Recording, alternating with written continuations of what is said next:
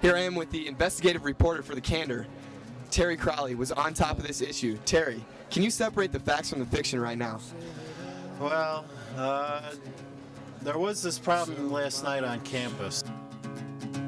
Oh, what you say is true. I'll never... Sunday afternoon, on a very, pleasant sunny afternoon, that a man, very old man, was just standing outside of Kinlan, wearing, nothing at all. It's just him and his cash and prizes.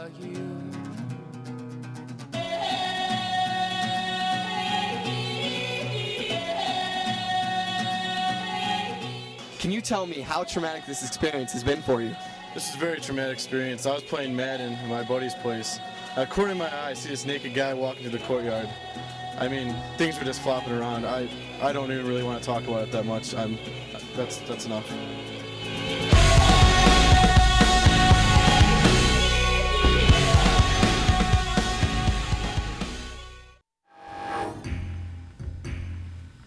This is a story of a man who was driven to the edge. A man who crossed the boundaries of society. We talked to the eyewitnesses. We've analyzed the reports. We've got the facts. Our investigative reports have proven one thing, and one thing for sure. He was naked. He was definitely naked. He didn't have any clothes on. He was naked. He was naked. This is dangerous. Open up your head, feel the show shot. So there was this fellow who approached Ben Hall. He was smoking a cigarette. Smoking a cigarette like he was taking a break. As we were going to Kinlan, we saw Lee, Mike Bargen, and Dan Bargen. We decided to wave to him. Then we saw, in the distance, a naked man approaching us. Smoking a cigarette like he was taking a break. So there was some fellow by the name of Dan Bargen followed him and asked him if he could help out. Said, you'll have to kill me before that. And I decided to call public safety because we had no idea what was happening. And so at this point, the fellow without any clothes ran to the parking lot in Shoal Hall. And at Shoal Hall there, he urinated on a vehicle and he laid down on the ground. After he laid on the ground, a bunch of squad cars showed up. And when the Lisle police showed up, there was a female police officer who was first on the scene. When she got out of the car, the guy got off the ground and started swinging his arms like that. The fellow who was naked and laying on the ground got up and began trying to assault her. I almost thought he was going to hit her, but she's kind of bobbed and weaved around him.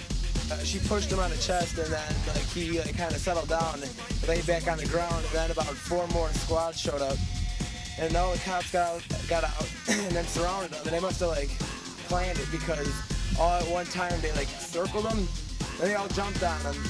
They finally got control of the situation. They handcuffed his wrists and they handcuffed his ankles. They put him on the ground.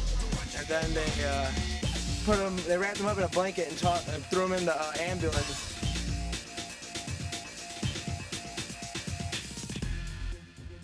And they loaded this gentleman into the ambulance and they took him away.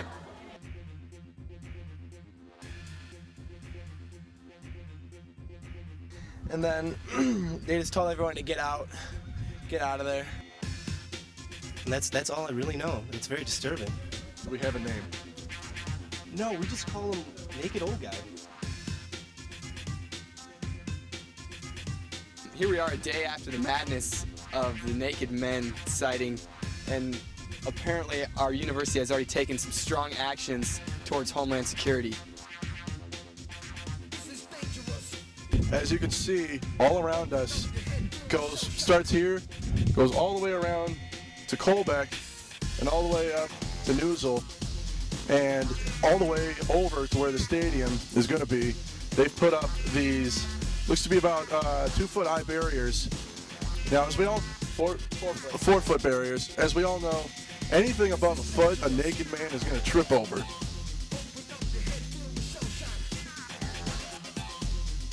That's pretty much it. That sums it up. Sums it up in a nutshell. Such ends the crisis of the naked man. What you've just seen are reenactments and reiterations of a true story. Even Random and Raw couldn't make this stuff up. Because if we did, probably wouldn't have been a guy.